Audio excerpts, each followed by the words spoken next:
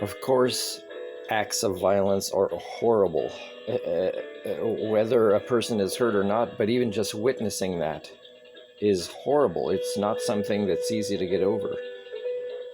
But you know what we haven't been hearing in the news, because they only throw the word anti-Semitism, is we haven't heard, what if they're not killed before they see it, but the gunmen, right?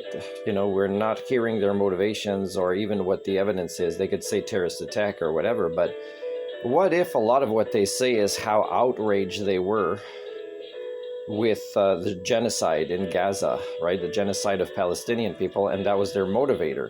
Because then, not only does Netanyahu and other Zionists, which is, being a Zionist is worse than anti-Semite, by the way, just, make a scale of the types of hatred and how they manifest certain behaviors, and you'll see that it is. But you'll also have to put it on the shoulders, these mass shootings, on the international community, which is still slow to act, on the UN. That is like you're normalizing genocide as a form of self-defense still. You're kind of not saying that there's a cause and effect in these things. You're very ignorant. You're very one-sided. You apply double standards as an entire international community. We hear it in the news, CBC. We hear it from our government officials. And they're not, how long did it take, that the ambassador to Canada didn't leave the room with a lot of other countries when Netanyahu was speaking there? That is so shameful.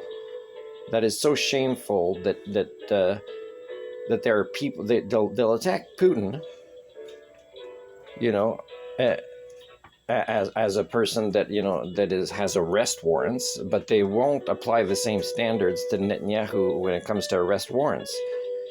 So these shameful behaviors from our international leaders and the international community, and then naming the words terrorism and anti-Semite, instead of saying you help bring this desperation in the gunmen who find the world incredibly full of injustices, and how you always spin it to whatever your specific opinions are.